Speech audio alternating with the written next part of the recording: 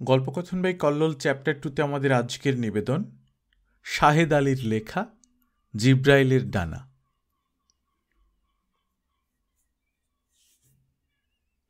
আজিমপুর হয়ে যে রাস্তাটি সোজা পিলখানা রোডের দিকে চলে গেছে তারই বাঁ পাশে গাছপালার ভেতর এগিয়ে গিয়ে একখানি ছোট্ট কুটির। ঘরের মেটে দেয়ালগুলোর উপরিভাগ গলে গেছে অনেক দিন। রোদ বৃষ্টি আর হাওয়ার অবারিত যাতায়াত এই ঘরের মধ্যে। মরচে ধরা বহু পুরনো টিনের সুরাখ দিয়ে দেখা যায় নীল আসমানের ছিটে ফোঁটা। মা ও ছেলে শুয়ে আছে চাটাই বিছিয়ে। সন্ধ্যাবেলা হালিমা খুবই মেরেছিল নবীকে। 8 বছর গিয়ে 9 বছরে পা দিয়েছে নবী। হালিমা তাকে এক বিড়ির দোকানে ভর্তি করে দিয়েছে। কাজ না শিখলে দিন গুজরানের উপায় থাকবে না। নবীকে দুধের বাচ্চা রেখেই বাপ তার ইন্তেকাল করেছে। একা হালিমা কী বা করতে পারে তার জন্যে? নিজের পেট পালতেই 7 বাড়ি ঘুরতে হয় তার। কাজ না পেলে ভিক্ষে করতে হয় এবং সন্ধ্যাবেলা গিয়ে বসতে হয় গোরস্তানের গেটের কাছে। কবর জিয়ারত করতে এসে অনেকেই দান খয়রাত করে। তাদের কাছ থেকে 2-4 পয়সা হালিমার বরাতে জুটে যায় কখনো কখনো। নবী অবশ্য বিনা মাইনেতেই বিড়ির দোকানে কাজ করে। দোকানি শুধু দুপুরবেলা একবার খেতে দেয় নবীকে। সে এখনো পাকা হয়ে ওঠেনি বিড়ি বাঁধায়। কাজ সম্পূর্ণ শেখা হয়ে গেলেই সে মাস মাস 5 টাকা করে পাবে দোকানের কাছ থেকে। কিন্তু নবী ফাঁকি দিতে শুরু করেছে আজকাল। কোনো অসিলায় দোকান থেকে বেরিয়েই সে যে কোথায় চলে যায় কেউ বলতে পারে না। সন্ধ্যা পর্যন্ত আর দেখাই মেলে না তার। এ নিয়ে দোকানের মালিক 3 দিন নালিশ করেছে হালিমার কাছে। আজ তাকে হুঁশিয়ার করে দিয়েছে সে কাজ ছাড়িয়ে দেবে নবীর। অমন দুষ্টু ছেলেকে দিয়ে আর দরকার নেই তার। সারাটা বিকেল গোস্বায় আগুন হয়েছিল হালিমা। ছেলে যদি কোনো কাজ না শেখে তার কি কোনো ভবিষ্যৎ আছে আজকের দুনিয়ায়? অথচ ছেলে এমনই মগড়া যে এদিকে মনই বসে না তার। মন বসবেই বা কেন? মা তো রয়েছে তার জন্য ভিক্ষা করতে, বাঁদিগিরি করতে। সন্ধ্যায় নবী বাড়ি ফেরার সঙ্গে সঙ্গেই হালিমা ধূপধাপ করে কতগুলো কিল বসিয়ে দেয় তার পিঠে। সারাদিন কাটায় কোথায় নবী জানতে পীড়াপিড়ি করেছিল হালিমা। কিন্তু ওর কাছ থেকে জবাব পাওয়া কঠিন। সে শুধু ফুলে ফুলে কেঁদেছে। কাঁদতে কাঁদতে না খেয়েই সে ঘুমিয়ে পড়ে। হালিমা খেতে বসেছিল, কিন্তু 2-1 লোকমা গিলেই সে উঠে পড়ে। তার পেটেও আজ ভাত গেল না। কত অনুনয় বিনয় করেছে হালিমা, কিন্তু তাতে অভিমানী শিশুর মন গলেনি। 2-1 বার শুধু চোখ মেলে হালিমার দিকে তাকিয়েছিল। তারপর মুখ গম্ভীর করে সে নিজেকে সঁপে দিয়েছে ঘুমের কোলে। গলে যাওয়া দেওয়ালের উপর দিয়ে হালিমা তাকিয়ে আছে আসমানের দিকে, এক হাত তার নবীর ওপর রাখা। নবীর পিঠে কঞ্চি ভেঙেও কোনোদিনই খুব ব্যথা পায় না হালিমা। কিন্তু আজ এই মুহূর্তে ঘুমিয়ে পড়া ছেলের উপর হাত রেখেই তার মনটা হুহু করে ওঠে দুঃখে। সত্যি এতটুকু ছেলে কি বা বোঝে? বাপে তো মরে গিয়ে রেহাই পেয়েছে চিরদিনের জন্যে। বাপ মার যুগল দায়িত্ব নিয়ে বেঁচে আছে হতভাগিনী হালিমা। এভাবে যখন তখন ওকে মারপিট করা সত্যি অন্যায়। কিন্তু কাজ যদি কিছুই না শিখে ও বাঁচবে কি করে সংসারে? হালিমা তো আর চিরদিন বেঁচে থাকবে না যে নিজের দিন গুজরানের কথা নবীর না ভাবলেও চলবে। হালিমার চোখ আঁচুতে ভরে আসে। আসমান থেকে নজর ফিরিয়ে নিয়ে সে চুমো খায় নবীর কপালে। নবী আস্তে আস্তে চোখ মেলে চায়, আর হঠাৎ একবার দরজার দিকে আঙুল দেখিয়ে বলে ওঠে, মা, এটা কে? কই রে? বিস্মিত হালিমা প্রশ্ন করে। উজে গেল। ডান হাত বাড়িয়ে নবী দেখিয়ে দেয় অপরিচিতের যাওয়ার পথটি। কেউ না। নিঃসন্দিগ্ধ উত্তর দেয় হালিমা। তুমি লুকাবার চাও? নবীর অভিমান যেন ফুলে উঠে। খুব সুন্দর একটা মানুষ গেছে না? রাঙা ধবধবা আর পিন্দনের সুন্দর কাপড়। সুন্দর মানুষ? হালিমার বিস্ময় এবার আরও বেড়ে যায়। চোখ দুটো বড় বড় করে নবী বলে, মিঠাই লিয়াই ছিল, তোমার কাছে দিয়া গেছে না মা? দিয়া গেছে। একটা করুণ হাসিতে প্রায় আর্তনাদ করে ওঠে হালিমা। তারপর একটু শান্ত হয়ে বলে, নবী, তুই এখন ঘুমা, বিহানবেলা খাবি না মিঠাই। লোকটা কোনখান থেকে ছিল মা? নবী আবার প্রশ্ন করে। দুইটা পাখনা দেখছো পিঠে? পাখনা? হালিমার আক্কেল সত্যি হার মানে এবার। আধো আলো আধো অন্ধকারের মধ্যে দৃষ্টিকে তীক্ষ্ণতর করে সে তাকায় নবীর মুখের দিকে। কিছুই ঠাহর করে উঠতে পারে না হালিমা। নবী আবার বলে, পাখনা, ময়ূরের পেখমের মতন সুন্দর। হালিমা আরও কাছে টেনে নেয় নবীকে, পিঠের উপর হাত বুলিয়ে দিতে দিতে বলে, ফিরিস্তাই ছিল রে, ফিরিস্তা। আজ সবে বরাত না, ঘরে ঘরে আয়া খোঁজ খবর নিছে মানছের। ফিরিস্তা গাছ ছুটি। ফেরেশতা এসেছিল। নবীর সারা গা রোমাঞ্চিত হয়ে ওঠে। এক দারুণ উত্তেজনায় সে উঠে পড়ে বিছানা ছেড়ে। রাতটা কি চমৎকার! রূপা গলা জ্যোৎস্নায় ধুয়ে ঢলঢল করছে সারা পৃথিবীর গা। সন্ধে ঘরে ফেরার সময় সে দেখেছে মসজিদে কোরআন তেলাওয়াতরত ছেলে মেয়েদের। এখন রাত হয়েছে অনেক, তবু শাহবাড়ির মসজিদ থেকে কোরআন তেলাওয়াতের শিরিন আওয়াজ ভেসে আসছে এখনো। গোরস্তান গমগম করছে মানুষে। আজ ঘুমিয়ে নেই কেউই। ফেরেশতাদের সঙ্গে, মৃতদের রুহের সঙ্গে আজ মোলাকাত করবে সবাই। নিজেদের সুখ দুঃখ আশা আকাঙ্ক্ষার কথা ফেরেশতা মারফত জানাবে আল্লাহর কাছে। শুধু নবী আর হালিমাই ঘুমিয়ে সুযোগটা নষ্ট করেছে। তাদেরই দুয়ারের সম্মুখ দিয়ে চলে গেছে আল্লাহর ফেরেশতা, অথচ তাদের চাওয়ার কথা, দুঃখ যন্ত্রণার কথা কিছুই জেনে যায়নি, কিছুই জানানো হলো না তাকে। বাতি ধরিয়ে হালিমা ছেলের হাবভাব পরীক্ষা করে। একবার বলে, কিরে, তোর খিদা লাগছে খুব, ভাত খাবি এখন? নবী কোনো জবাব দেয় না। খিদের কথা সে ভুলেই গেছে একদম। মন তার আচ্ছন্ন হয়ে আছে এক মধুর কঠিন ভাবনায়। ফেরেশতারা খবর নিয়ে যায় আল্লাহর কাছে। তাদের খবর কি নিয়ে গেছে ফেরেশতা? সে কি গিয়ে বলবে না শবে বরাতের রাতেও সে ঘুমে দেখে গেছে নবী আর হালিমাকে? ফেরেশতারে কিছু কয়ে দিছ মা? আবার জিজ্ঞাসা হয় নবী। কিছু বুঝতে না পেরে হালিমা চুপ করে থাকে। দুয়ারের কাছ দিয়ে গেল, আর কিছু কয়ে দিলা না? করুণ হয়ে উঠে নবী। আমারে ডাকলা না কেন মা? আরে পাগল! হালিমা তার জ্বালা চেপে রাখতে পারে না। ফিরিস্তা আমগো কথা শুনব কেন? বড় লোক খোঁজ খবর করবার লাগে আইছে। আমাকে দুয়ারের কাছ দিয়ে তাগো বাড়ি হয়ে গেছে। নবী চুপ করে থাকে কিছুক্ষণ, তারপর হঠাৎ প্রশ্ন করে, তুমি নমাজ পড়ো না কে মা? কি হইব নমাজ পইরা? হালিমার কণ্ঠে একটা পরম বিতৃষ্ণা প্রকাশ পায়। কি হইব কি? নবী বিস্মিত হয়। যারা নমাজ পড়ে তাগো বাড়িতেই না ফিরিস্তা হে। আল্লাহ তো তাগো কথাই শুনে। না রে না! হালিমা একরকম চিৎকার করে ওঠে। আল্লাহ তো ঘুমায় রইছে। সোনার রূপা দিয়া ছেজদা করলেই হ্যায় চায়। গরিবের ছোদা নামাজে হ্যার মন ভিজে না। নবী ঘাবড়ে যায়। কাঙাল যারা, মিসকিন যারা, তাদের আর কোনো ভরসাই তাহলে নেই। এত সোনারূপাও তারা পাবে না, তাদের আর্যও গিয়ে পৌঁছবে না আল্লাহর কাছে। আর এই জন্যই তো গরিবদের যারা নামাজ পড়ে তাদের মালদার হতে দেখা যায় না। দুঃখ তাদের ঘুরছে কই? সোনারূপার শিরিন আওয়াজেই তাহলে ঘুম ভাঙে আল্লাহর। সেই জন্যই বুঝি মালদারেরা আরও মালদার হয়। 1 গুণ দিয়ে পায় 70 গুণ। কিন্তু খোদা তো পয়দা করেছেন সবাইকে। তিনি কেন তার রহমত একতরফা কেবল মালদারের মধ্যেই বিলিয়ে দেবেন? কোনোদিন কি ঘুমের ঘোরেও দরিদ্র বান্দার দুঃখে অশ্রুসিক্ত হয়ে ওঠে না তার চোখ?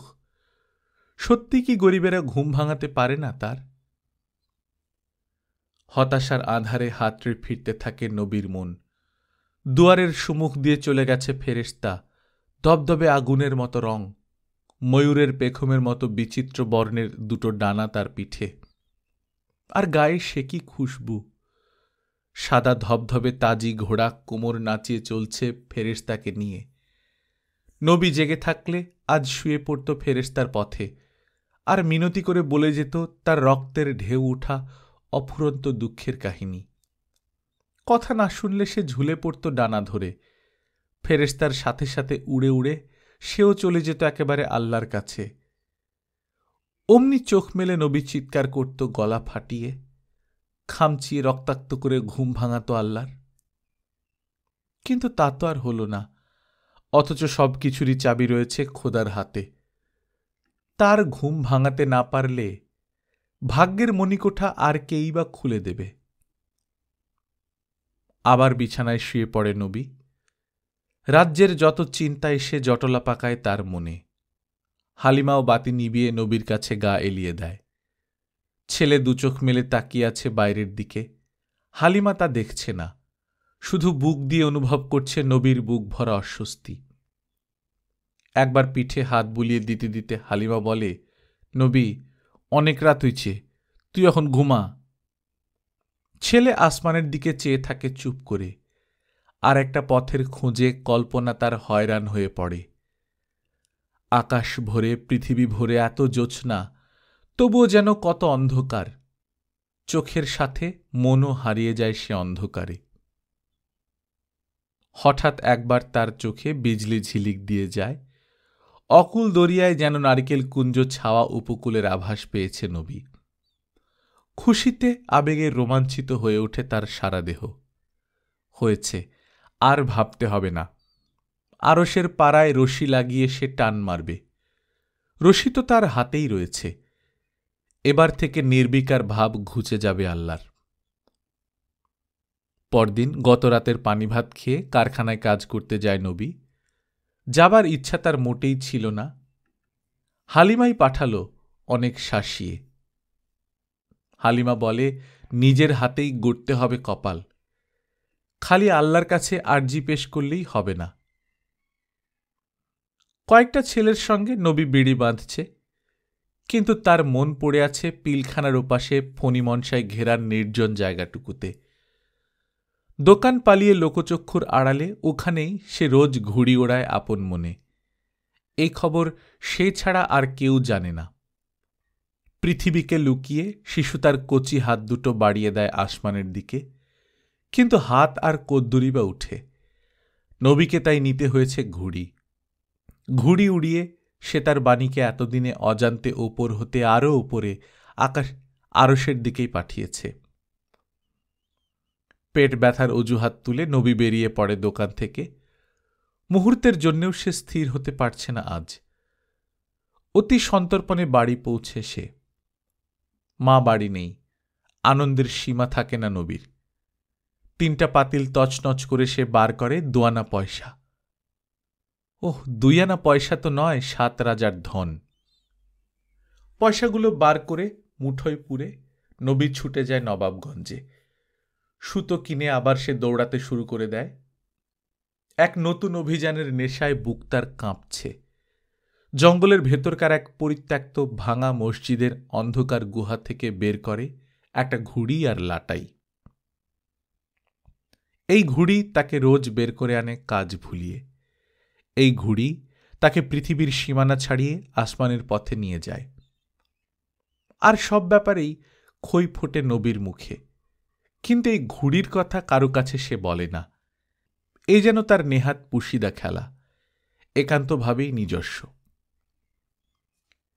এক সময় নবী চলে যায় পিলখানার ওপাশে সেই ফণিমনসায় ঘেরা নির্জন জায়গাটুকুতে। পুরনো সুতোটার সঙ্গে নতুন সুতোটা গেরো দিয়ে সে ঘুড়ি উড়িয়ে দেয় আসমানে। ঘুড়ি যতই ওপরে উঠতে থাকে, উল্লাস অধীরতায় ততই বিচলিত হয়ে ওঠে নবী। একটা স্মিত হাস্যে তার মুখ থেকে চোখ পর্যন্ত ঝিলিক দিয়ে ওঠে বারবার। আরশের পায়ে রশি লাগিয়ে আজ সজোরে টান দেবে নবী। ক্রমেই ছোট হয়ে আসে ঘুড়িটা। এক সময় যখন হাতের সুতো শেষ হয়ে গেল, নবীর দুঃখের সীমা থাকে না। সুতো শেষ হয়ে গেছে, কিন্তু ঘুড়ি যে দেখা যাচ্ছে এখনো। খোদা কি এত কাছে? তা তো নয়। মানুষের দৃষ্টিসীমার বাইরে অনেক অনেক দূরে আরশের উপর ঘুমিয়ে আছেন তিনি।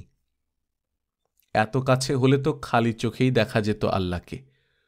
সুতো চাই তার, অনেক সুতো, যে তার ঘুড়িকে নিয়ে যাবে মেঘের ওপারে, আরশের একেবারে কাছটিতে। কিন্তু এখানেও দরকার পয়সার। সে যে সুতো কিনবে, সে পয়সাই বা কই নবীর? তাদের দুর্দশা তাহলে আর ঘুচবে না? নবী আসমানের দিকে চেয়ে নিজের ব্যর্থতায় আর্তনাদ করে ওঠে। ঘুড়ি ওড়ানো যতদিন একটা শখ ছিল, নেশা ছিল, ততদিন শুধু ঘুড়ি উড়িয়েই আনন্দ পেয়েছে। কিন্তু আজ যখন এই ঘুড়ি একটি গভীর অর্থ নিয়ে তার কাছে ধরা দিয়েছে, সহস্র বেদনার সম্ভাবনার পথও অবারিত হয়ে গেছে তার কাছে। কিছুক্ষণ ঘুড়ি উড়িয়েই বাড়ি চলে আসে নবী। এই সুতোয় হবে না, আরও আরও অনেক সুতো চাই। বামনের হাত বাড়িয়ে আরশের পায়া ধরা অসম্ভব। পরম যত্নে সে ঘুড়িটা লুকিয়ে রাখে ভাঙা মসজিদের অন্ধকারে। বেলা চলে যাচ্ছে, ঘরেও পয়সা নেই। মার কাছে পয়সা চাইতে গেলে হালিমা কঞ্চি দিয়ে তার পিঠের ছাল না তুলে ছাড়বে না। যে দুয়ানা পয়সা আজ সে চুরি করেছে, তার জন্যই তার বরাতে কি আছে কে জানে। তবুও লোভ সামলাতে পারে না নবী। আজলের লিখা পাল্টাতে হলে কিছু খরচ, কিছু ক্ষতি স্বীকার করতেই হবে বইকি। মার অবর্তমানে নবী উল্টে পাল্টে দেখে ঘরের সব কটা হাঁড়ি পাতিল, ছেঁড়া কাপড়ের বোচকাগুলো খোঁজে তন্ন তন্ন করে। একটা পয়সা নেই কোথাও। পয়সা থাকবেই বা কি করে? ভিক্ষা করে, পরের বাড়িতে কাজ করে যা দু চার পয়সা পায়, তাতে করে মা ছেলের আধপেটা খাবারই হয় না কোনোদিন। তারা আবার জমাবে পয়সা। হঠাৎ নবীর মনে পড়ে, স্টেশনে গেলে দু চার পয়সা পাওয়া যেতে পারে। তার বয়সী ছেলেদের সে কুলিগিরি করতে দেখেছে অনেকদিন। নবী আর ভাবতে পারে না। এক পেট খিদে নিয়েই সে ছুটে যায় স্টেশনের কাছে। অনেকক্ষণ বসে থাকতে হয় তাকে। তারপর গাড়ি যখন এলো, তাজ্জব বনে যায় নবী।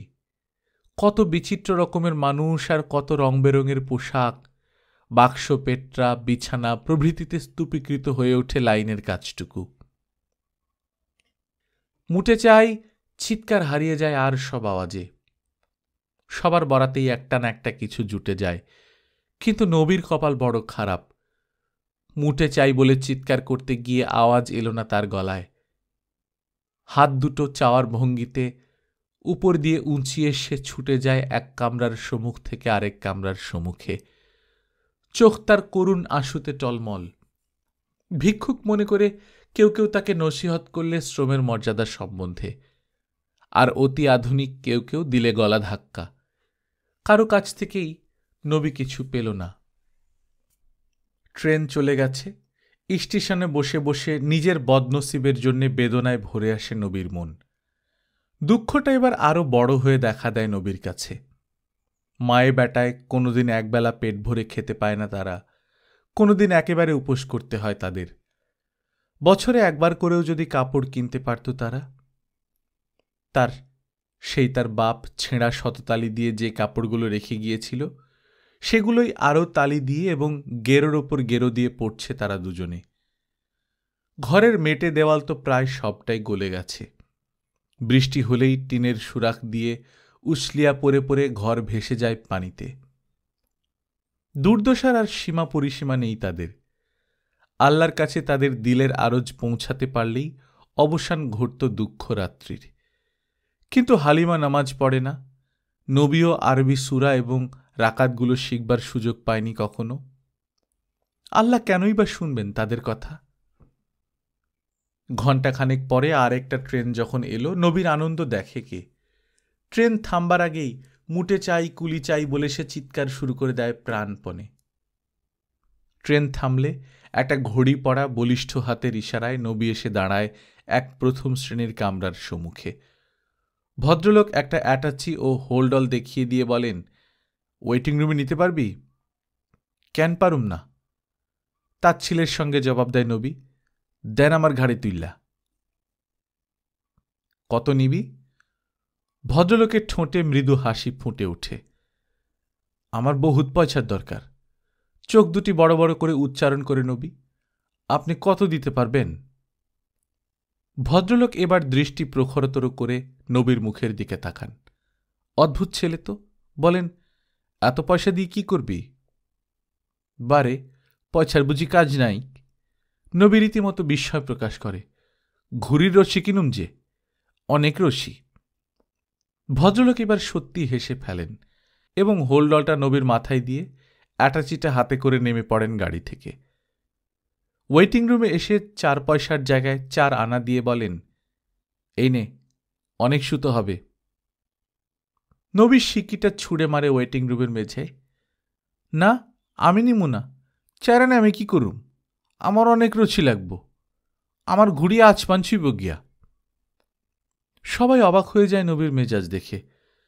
ভদ্রলোক সিকিটা হাতে নিয়ে হাসতে হাসতে বলেন, ঘুড়ি আসমান ছুলে তোর কি হবে? কেন, আরচের পায়ে মাইদা টান দিমু। এক স্বপ্নীল নেশা আর শক্তির স্ফূর্তিতে নবী মুহূর্তে যেন বিরাট কিছু হয়ে ওঠে। আল্লাহ খালি আপনাকে কথাই শুনব, আমাকে কথা বুঝি শুনুন লাগবো না? হ্যার। এবার সকলে ওর মুখ চাওয়াচাই করতে থাকে। পরিবেশটা মুহূর্তে যেন কেমন থমথমে বিষণ্ণ হয়ে ওঠে। কারো মুখে টু শব্দটি নেই। রাজভক্তদের সামনে যেন রাজদ্রোহের বাণী উচ্চারিত হয়েছে শিশুর মুখে। ভদ্রলোক পকেট থেকে একটা আধুলি বের করে বলেন, এই নে, এখন হবে তো? আধুলিটা হাতে নিয়ে কৃতজ্ঞতায় আখি ছলছল করে ওঠে নবীর। আন্তরিকতা মিশিয়ে বলে, আমাগো যখন অনেক পয়সা হইব, আমাগো বাড়ি তখন আইন, আপনার জেব বইরা দিব হেদিন। নবীর কথায় হেসে ফেলে সবাই। যিনি আধুলিটা দিয়েছেন তিনি তো উচ্ছ্বসিত হয়ে ওঠেন হাসিতে। তার আজকের এই মেহেরবানির কথা ভুলতে পারবে না নবী। দিন যখন ফিরবে, নবী 2 জেব ভর্তি করে পয়সা দিয়ে শোধ করবে তার ঋণ। হাসতে হাসতেই বলেন, হ্যাঁ হ্যাঁ, নিশ্চয়ই আসব, আমরা সবাই আসব সেদিন। নবী এসব শুনবার জন্য অপেক্ষা করে না। সে সোজা চলে যায় চকের দিকে। অনেকটা সুতো কিনে যখন বাড়ি ফিরল তখন সন্ধ্যা মিলিয়ে গেছে। সুতোটা সে লুকিয়ে রেখে আসে মসজিদে তার ঘুড়ির পাশে। হালিমা ভিক্ষা করে আনা চালগুলো জাল দিচ্ছে আর সুরবুর হচ্ছে ধোঁয়ায়। গাছতলা থেকে ভিজে বন কুড়িয়ে এনেছে আগুন ধরাবার জন্যে। নবীকে দেখেই চোখ কসলাতে কসলাতে বলে, কিরে, অতক্ষণে কইতে আইলি? মার দরদ ভরা প্রশ্নে অত্যন্ত খুশি হয় নবী। তাহলে মেজাজ বিগড়ে যায়নি আজ। হয়তো পাতিল তছনছ করে পয়সা নেবার খবরটি সে জানতেই পারেনি এখনো। মনে মনে আল্লাহকে সে শুক্রিয়া জানায়। দোকানতে বাইরেও একটু ঘুরে এলাম মা। মার দিকে চেয়ে সে বলে সহজভাবে। চুলোয় বন ঠেলতে ঠেলতে হালিমার কণ্ঠে দরদ ভেঙে পড়ে। দোকানতে পালাস না যেন, কাজটা শিখে পালাইলে অনেক পয়সা আইব ঘরে। কাজ না জানলে কি আর ভাত কাপড় জুটে?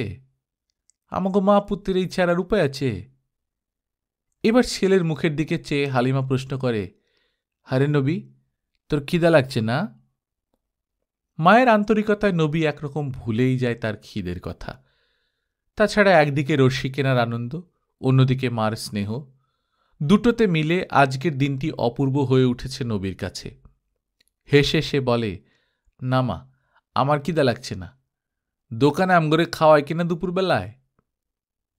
তাই ভালা, হালিমা সায় দেয়। ভিক্ষার ভাত যত পেটে কম দেওয়া যায় ততই ভালো। এই ভাতে পোলা মায়াগো বাইর থাকে না। রান্না হলে নবী ও হালিমা দুজনেই কিন্তু ভিক্ষার ভাত পেটে ঢেলে স্বস্তি বোধ করে কিছুটা। পরদিন দোকানের কথা বলে নবী একটু সকাল সকালই বেরিয়ে পড়ে ঘর থেকে। আজ আবহাওয়া খুবই অনুকূল এবং নবীর হাতে অনেক সুতো। পৃথিবীতে দাঁড়িয়ে অনায়াসে আজ সে তার হাত পৌঁছে দিতে পারবে আসমানে। নবী ঘুড়িটাকে পয়লা বুকের কাছে চেপে ধরে। বুক তার ঢিপ ঢিপ করছে। কিছুক্ষণ পরেই ঘুড়ি উড়ল আসমানে। হাওয়ার ভরে নেচে নেচে দুঃসাহসের দোলায় কেঁপে কেঁপে ঘুড়ি উঠে যায় ওপর হতে ওপরে, আরও ওপরে। সুতো আজকে ফুরোতে চায় না, ঘুড়ি ক্রমেই ছোট হয়ে আসছে। ওই বুঝি ঘুড়ি হারিয়ে যায় দৃষ্টির ওপারে, অসীম শূন্যতায়। আবেগে ঔৎসুক্যে বড় হয়ে এলো নবীর চোখ দুটো। তার বুকের শ্বাস দীর্ঘ হতে দীর্ঘতর হয়ে আসে। ঠোঁটের বাঁধন খুলে গিয়ে একটা অদ্ভুত হাসির আমেজ লাগে তার সারা মুখে। ঘুড়ির নাচের সঙ্গে সঙ্গে একটা অপূর্ব চঞ্চলতায় নাচতে থাকে তার বড় হয়ে আসা চোখের চকচকে তারা দুটো। এক সময় টের পায় নবী লাটাই আর ঘুরছে না, সুতো শেষ হয়ে গেছে। সেই নির্জন ফণিমনসায় ঘেরা জায়গাটুকুতে নবীর চোখ পানিতে ভরে আসে। ঘুড়ি এখনো দৃষ্টিসীমার ভেতরেই। নবী ঘুড়ি নামিয়ে আনল। আরও রশি চাই তার, অনেক রশি। খোদা তার আসন এত দূরে পেতেছেন কেন বুঝতে পারে না নবী। কিন্তু আসন দূরে পাতলেই কি আরশে বসে ঘুমানো এত নিরাপদ? সংসারে কি রশি নেই যে তার আরশ ছোঁয়া যাবে না, টলিয়ে দেয়া যাবে না পায়ায় রশি লাগিয়ে? নবীর আকাঙ্ক্ষা আরও প্রবল হয়ে ওঠে। চিরদিনকার মতো মসজিদে ঘুড়ি আর লাটাই লুকিয়ে রেখে আজও সে চলে স্টেশনে। পয়সা চাই তার, রশি কেনার পয়সা। যে রশি সে আরশের পায়ায় বেঁধে খোদাকে নামিয়ে আনবে মাটির মানুষের মধ্যে। শেষ পর্যন্ত দুয়ানার বেশি আর জোটে না। কতটুকু সুতোই বার কেনা যায় এ দিয়ে? এমনি করে রোজ কিছু কিছু পয়সা আয় করে নবী, আর তাই দিয়ে সুতো কিনে পুরনো সুতোটার সাথে জুড়ে দিয়ে ঘুড়ি উড়িয়ে নেয় আসমানে। পিলখানার ওপাশের ওই স্থানটুকু নবী একান্ত আপন করে নিয়েছে অনেক দিন। অমন নির্জন নীরব পরিবেশে আসমান ছাপিয়ে ওঠে নবীর দুর্জয় সাহস। কিন্তু হাতের সুতো যখন শেষ হয় এবং ছোট হতে হতেও ঘুড়ি যখন থেকে যায় দৃষ্টির ভেতরেই, তখনকার দুঃখ আর আক্রোশ কে দেখে? তবু মন তার ভেঙে পড়ে না। সাফল্যের নিকট সম্ভাবনা তাকে করে তোলে আরও সাহসী, আরও জেদি।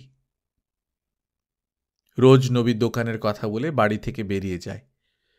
কিন্তু কোথায় বা দোকান আর কোথায় বা নবী? স্টেশনে বাজারে মুটেগিরি করে যা দু চার পয়সা পায় সবই খরচ করে সুতো কেনায়। দিনে দিনে সুতো দীর্ঘ হতে দীর্ঘতর হয়ে ওঠে। একদিন সত্যিই ঘুড়িটা ছোট হতে হতে একটা কালো বিন্দুর মতো হয়ে আসমানের অসীম শূন্যতায় হারিয়ে গেল। ডোর ধরে রেখে আসমানের দিকে চেয়ে আছে নবী, আর প্রচণ্ড কাঁপুনিতে থরথর করে উঠছে তার শরীর। উত্তেজনায় কপাল দিয়ে ঘাম বেরিয়ে এলো তার। বিস্ময়ে আশঙ্কায় দম যেন বন্ধ হয়ে আসে। একটা করুণ হাসিতে মধুর হয়ে ওঠে শিশুর মুখ। আজ যেন টানাটানি পড়ে গেছে আসমান আর পৃথিবীর মধ্যে, কে হারে কে জেতে। এবং তারই আকর্ষণ সে অনুভব করছে হাতের রশিতে। শুধু একটা রশি টনটন করছে আসমানের আকর্ষণে।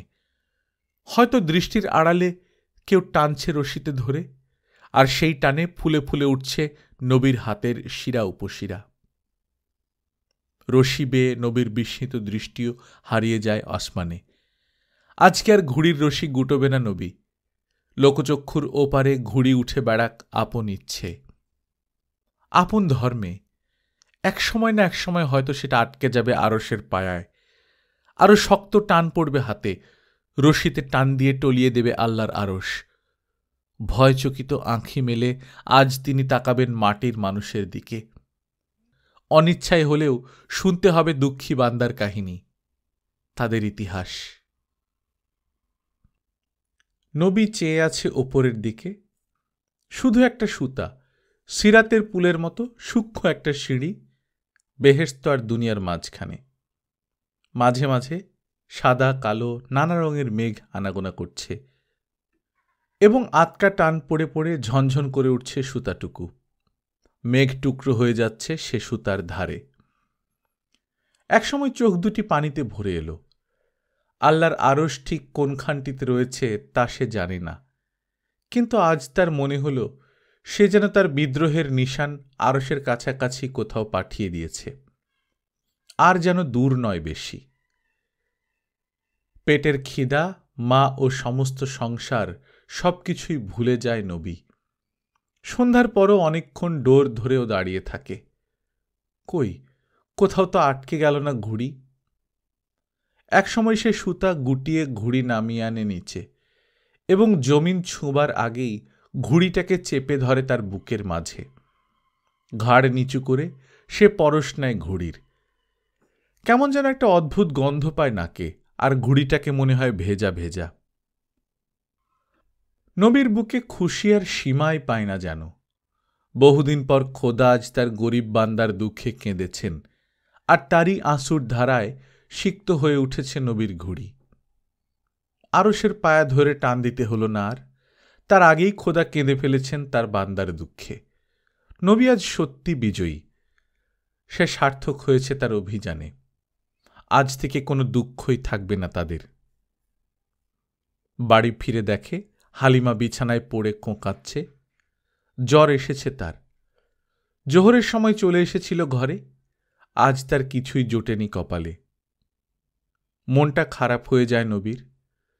খোদা যদি তার বান্দার দুঃখে কাঁদবেন, তো তার মার জ্বর হবে কেন আজ? তাদের ঘরে আজ ভাত জুটবে না কেন? এ তাহলে আল্লাহর আঁসু নয়, শয়তানের পেশাব। শয়তান চায় না যেন মানুষের দিলের আরজ পৌঁছুক গিয়ে আসমানে। নবী বুঝতে পারে আরও অনেক সুতোর দরকার হবে তার। 7 তবক আসমান পেরিয়ে তবেই না আল্লাহর আরশ। সকালবেলা জ্বর নিয়ে উঠে পড়ে মা হালিমা। কয়েক বাড়ি ঘুরে কিছুটা ফ্যান জোগাড় করে আনে নবীর জন্যে। নবী বলে, তুমি খাইবে না মা? না, তুই খেয়া দোকানে যা। নবী পিয়ে পিয়ে ফ্যানটা গিলে নেয়। তারপর মাকে সান্ত্বনা দিয়ে বলে, চিন্তা করো না মা, আল্লাহ আমগো উপরে মুখ তুলে চাইব। এই হাল আমগো বেশি দিন থাকবো না। হালিমা ছেলের দিকে তাকিয়ে একটু করুণ হাসি হাসে, কিছু বলে না। টলতে টলতে একসময় সে বেরিয়ে যায় ঘর থেকে। সে জানে না যে নবী দোকানে যায় না একদিনও। বাজারে স্টেশনে মুটেগিরি করে আর পিলখানার ওপাশে ঘুড়ি ওড়ায়। নবী মুটেগিরি করে রোজ কিছুটা সুতো কিনে ঊর্ধ্ব হতে আরও ঊর্ধ্বলোকে পাঠিয়ে দেয় তার বিদ্রোহের নিশান। কিছুতেই থামতে পারে না নবী। যার নূরের তাজাল্লিতে সিনাই পাহাড় পুড়ে ছাই হয়ে গিয়েছিল, তারই দিকে হাত বাড়িয়ে দেয় দুঃসাহসী শিশু। কিন্তু যতই সুতো জুড়ে দিচ্ছে, ঘুড়ি ততই ওপর হতে আরও ওপরে উঠছে। কোনো কুলকিনারাই পায় না নবী। এত দূরে মানুষের নাগালের বাইরে এভাবে আত্মগোপন করার কি মানে থাকতে পারে, সে কিছুই বুঝে উঠতে পারে না। একদিন নবী সন্ধ্যার পর ঘুড়ি উড়িয়ে ফিরে দেখে মা আজ বড় খুশি। পরনে তার নতুন শাড়ি, শানকিয়ার বাটিতে ভাত সালুন বেড়ে বসে আছে নবীর অপেক্ষায়। বহুদিন পর শানকি ভরা ভাত দেখে পেট জ্বালা করে ওঠে নবীর। সে সোজা গিয়ে বসে পড়ে হালিমার কাছে। খেতে খেতে মাকে বলে, কিছু পাইলে কই আইজ? আজও জ্বর ছিল হালিমার, কিন্তু এই মুহূর্তে নবীর খাওয়া আর খুশি দেখে সে যেন সুস্থ হয়ে ওঠে হঠাৎ। ধীরে ধীরে বলে, কাহারটুলির জমিদার বাড়ির বউ মরছিল না, তার ফাতিয়া হইছে আইজ। বহুত কাপড় চুপড় আর টাকা পয়সা দান খরচ করছে। দেখ না, তোলাই একটা লুঙ্গি আনছি চেয়া। হালিমা উঠে পড়ে এবং একটা নতুন ছোট্ট লুঙ্গি এনে দেয় নবীর হাতে। বিস্ময়ে অবাক হয়ে যায় নবী। আজ বুঝি সত্যি তাদের দিকে মুখ তুলে চেয়েছেন আল্লাহ। ঘুম তাহলে ভেঙেছে তার। আজ শুক্রিয়ার বান ডেকে যায় তার বুকে। ছল ছল চোখে মার দিকে চেয়ে বলে, কইছিলাম না মা, এই হালামগো বেশি দিন থাকবো না। হালিমা নবীর এই কথায় সায় দিতে পারত না কোনোদিনই, কিন্তু এই মুহূর্তে সে সায় না দিয়ে পারে না। নবীর চোখে যেন সে পরিচয় পেয়েছে তাদের উজ্জ্বল ভবিষ্যতের। জমিদার বাড়ির দেয়া পয়সা আর চালে দুদিন ভালোই যায় তাদের। আবার শুরু হয় আধপেটা খাওয়া আর উপোসের পালা। নবীর মন ভেঙে পড়ে। রাগে জ্বালা ধরে যায় তার সমস্ত সত্তায়। এ কি ছলনা, এ কি ছিনিমিনি খেলা বান্দার জীবন নিয়ে? তাদের আরজ তাহলে এখনো গিয়ে পৌঁছয়নি খোদার কাছে? নবী রোজ ঘুড়ি ওড়ায় আর মনে মনে বলে, আল্লাহর আরশ পর্যন্ত পৌঁছতে পারে এত সুতো যদি সে কিনতে নাই পারে, এত ফেরেশতা রয়েছে কি জন্যে? তারাই তো মানুষের দিলের আরজ পৌঁছায় নিয়ে খোদার কাছে, আর আল্লাহর কাছ থেকে তারাই তো পয়গাম নিয়ে আসে মানুষের কাছে। আজকাল এত নিষ্ক্রিয় কেন এই ফেরেশতারা? কেন তারা নবীর ঘুড়িকে নিয়ে যায় না আল্লাহর কাছে? সেদিন সোমবার। নবী না খেয়েই ঘুড়ি আর লাটাই নিয়ে বেরিয়ে পড়ে চুপি চুপি। সেই ফণি মনসায় ঘেরা নির্জন জায়গাটুকু। নবী দুর্বার উপর বসে নতুন সুতোটিকে জুড়ে দেয় পুরনো সুতোটার সঙ্গে। আসমান কেমন যেন মেঘলা মেঘলা। সূর্যের আলো পড়ে মেঘগুলো সাদা হয়ে গেছে, আর ফাঁকে ফাঁকে চকচক করছে গাঢ় নীল আসমান। একসময় নবী ঘুড়িটাকে উড়িয়ে দেয় আসমানে। হাতে তার লাটাই ঘুরছে আর শনশন করে ধাওয়া করছে ঊর্ধ্ব দিকে। নবী অপলক চেয়ে আছে ঘুড়ির পানে, আর রশিতে টান পড়ে পড়ে ঝিনঝিন করে উঠছে তার সারা শরীর। অকারণ উল্লাসে ভরে উঠছে নবীর মন। নবী কিছুই বুঝে উঠতে পারে না। মন তার আবেগে উৎসাহে থরথর করে কেঁপে উঠছে। কল্পনা স্বর্গ ঈগলের মতো ডানা মেলেছে আসমানে। ঘুড়ি ক্রমেই ছোট হয়ে এলো। একসময় নবী বিস্মিত হয়ে দেখতে পায় তার ক্ষুদ্র ঘুড়িটার চারপাশে একটা মস্ত বড় পাখি উড়ছে আর ঘুরছে। মাঝে মাঝে পাখিটা হারিয়ে যাচ্ছে মেঘের আড়ালে, আবার দেখা যাচ্ছে। বৃহৎ ডানা মেলে ঘুরছে ঘুড়িটাকে কেন্দ্র করে। আশ্চর্য, একবার ঘুড়ির রশি আটকে গেল পাখির গায়ে। তার হাতে টান পড়ে, আর তাতেই তার সারা শরীর অজানা আশঙ্কায় দুলে ওঠে। পাখিটা ঘুড়ি নিয়েই উঠতে থাকে আরো দ্রুত। রশি আরো প্যাঁচ খেয়ে লাগে পাখির ডানায় আর গায়ে। হঠাৎ একসময় সে টের পেল সুতা ঢিল হয়ে গিয়ে নেমে আসছে, আর ঘুড়ি উঠছে পাখির পিছে পিছে। নবীর এতদিনের অহংকার মাটি হয়ে গেল। আরশের পায়ায় রশি লাগিয়ে আরশকে টলিয়ে দেয়া বুঝি এ জীবনে আর হল না। একাকী শূন্য মাঠে ডুকরে কেঁদে ওঠে সে। দুচোখ ভরা আঁচু নিয়ে একবার সে তাকায় ঘুড়ির দিকে। একটা কালো বিন্দুর মতো পাখির পিছে পিছে ঘুরছে ঘুড়ি, আর পাখিটা শুধু ঘুরে ঘুরে উপরের দিকেই উঠছে। আচমকা নবীর মনে হল এ তো পাখি নয়, এ যে ফেরেশতা। জিব্রাইল এসেছে পাখির সুরত ধরে তার ঘুড়িকে আল্লাহর কাছে নিয়ে যাবার জন্যে। দুচোখ ফেটে এবার কৃতজ্ঞতার আঁসু গড়িয়ে পড়ছে নবীর গাল বেয়ে। তার আঁসু ধোয়া মুখে ফুটে ওঠে এক অপূর্ব হাসি, বেদনা আর আনন্দে ঝলমল করা। নিজের বোকামির কথা ভেবে শরম হয় নবীর। এতদিন পর ফেরেশতা এসেছে তার দিলের আরজ আল্লাহর কাছে নিয়ে যাবার জন্যে, আর সে কিনা কাঁদছে পাখি তার ঘুড়ি নিয়ে গেল বলে। চোখ মুছে সে তাকায় আসমানের দিকে, দেখে পাখিও নেই, ঘুড়িও নেই, শুধু সাদা মেঘ, আর তারই ফাঁকে ফাঁকে চকচক করা গাঢ় নীল আসমান। অনেকক্ষণ নবী চেয়ে থাকে আসমানের দিকে। আবার তার চোখ ফেটে দরদর করে বেরিয়ে আসে কৃতজ্ঞতার আঁসু। আজকে সে সার্থক, আজকে সে জয়ী। আর কোনো ভাবনা নেই তার। জিব্রাইল এসে নিয়ে গেছে তার ঘুড়ি। নতুন পাতা খুলবে এবার জীবনের। আবার আসমানের দিকে চেয়ে এক ঝলক হেসে নবী বাড়ি ফিরে আসে। খুশিতে তার সারা শরীর নেচে উঠছে। হালিমা উঠোনে বসে শাক বাজছিল। মা, মা, হুঁচ বলে নবী ঝাঁপিয়ে পড়ে হালিমার কোলে। হালিমা হঠাৎ গম্ভীর হয়ে পড়ে। তারপর রাগে ঠোঁট কামড়ে টিপে ধরে নবীর ঘাড়ে। গড়গড় করে বলে, কইতে আইলি রে হারামজাদা, আইজ তোর রং আমি না বাইর করে ছাড়ুম না। নবী তার মার রাগের কারণ বুঝতে পারে না, তবু তার খুশির খবরটুকু সে না দিয়ে পারছে না তার মাকে। আই জিব্রাইল রে দেখছি মা, আমগো খবর। নবীর কথা শেষ করতে পারে না। ধূপ ধূপ করে হালিমার শক্ত হাতের কিল পড়তে থাকে তার পিঠে। কিলোতে কিলোতেই বলে, ওরা দিব আর আমরা খামু বয়ে বয়া। ঝাট আমার তোর জিব্রাইলের মুখে শতবার। মা, মা, তুমি গাইল দিও না, চিৎকার করে ওঠে নবী। গুনাইব মা, আল্লাহ রাগ করব। হালিমার রাগ আরো বেড়ে যায়। গালের ফোয়ারা থামতে চায় না তার। নিরুপায় নবী কামড়ে ধরে তার মায়ের হাত। এবার যেন আগুন লেগে যায় হালিমার গায়ে। বিড়ির দোকানের মালিক আজকে বলে গেছে নবী দোকানে যায় না কোনো দিনই, সুতরাং কাজ তার ছাড়িয়ে দেয়া হলো আজ থেকে। দোকানের কাছ থেকেই শুনেছে হালিমা নবী নাকি কোথায় ঘুড়ি ওড়ায় সারাদিন, আর সময় সময় ছুটে বেড়ায় বাজারে আর স্টেশনে। খবরটা পেয়ে অবধি গোস্বায় আগুন হয়েছিল হালিমা। এমন অবাধ্য শয়তান ছেলেকে দিয়ে কাজ কি? হালিমা এবার কঞ্চি হাতে নিয়ে সপাং সপাং মারতে থাকে নবীর পিঠে, হাতে, মাথায়। হারামজাদা, তোর ভালো লাগেই না আমার মাথা বিষ, আর তুই কিনা ফাঁকি দেছ আমারে? আমি মরলে জিব্রাইল খাঁচা খাঁচা ভাত লুই আইব না তোর লাগিয়া? আঘাতে আঘাতে ক্ষত বিক্ষত হয়ে যায় নবীর পিঠ। চিৎকার করে কাঁদে সে, কামড়ে রক্তাক্ত করে দেয় হালিমাকে। এক সময় প্রায় বেহুশ হয়ে সে লুটিয়ে পড়ে মাটিতে। রাতের বেলা হালিমার গায়ে জ্বর এসে যায়। নবী তার মার দিকে একবার চায় এবং কিছু না বলে ঘরের এক কোণে শুয়ে পড়ে মাটির ওপর।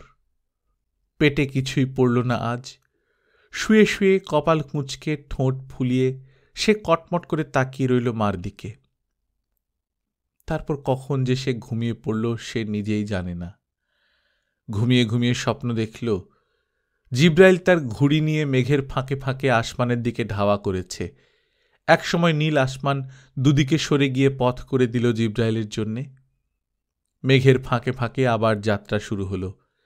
আবার একটা আসমান ফাঁক হয়ে গেল, আবার আরেকটা। ষষ্ঠ আসমান খোলার সঙ্গে সঙ্গে আগুন লেগে গেল জিব্রাইলের ডানায়। জিব্রাইল তবু আগাচ্ছে ঘুড়ি নিয়ে। তারপর এক সময় খুলে গেল সপ্তম আসমানের দরজা, আর তার ফাঁক দিয়ে একটা তীব্র আলোক ছটা এসে ঝলসে দিল ওর চোখ দুটি। আর চাইতে পারল না নবী। দু চোখে হাত দিয়ে চিৎকার করে উঠল, পাগো, আমার চোখ দুটো পুড়ে গেল। চোখ কচলাতে কচলাতে উঠে বসল নবী। গলে যাওয়া দেওয়ালের উপর দিয়ে সূর্যের প্রখর আলো তার নাকে মুখে এসে লাগছে।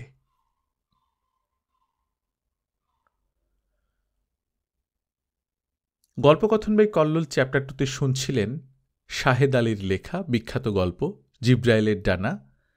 আমরা নিয়মিত গল্প পাঠ করে শোনাচ্ছি। এই গল্প আপনাদের কেমন লাগলো জানাবেন। যদি ভালো লেগে থাকে, অনেকটা এরকমই একটা গল্প আমি আপনাদেরকে সাজেস্ট করতে চাই।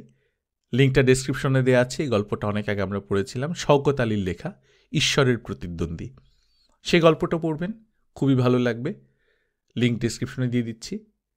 এছাড়া আপনারা ইউটিউবে ঈশ্বরের প্রতিদ্বন্দ্বী লিখে সার্চ দিলেই আমাদের গল্পটা চলে আসবে। গল্প পাঠ ভালো লাগলে বন্ধুদের সঙ্গে শেয়ার করবেন। নিজে ভালো থাকবেন, আশপাশের লোকজনকে ভালো রাখবেন। টাটা।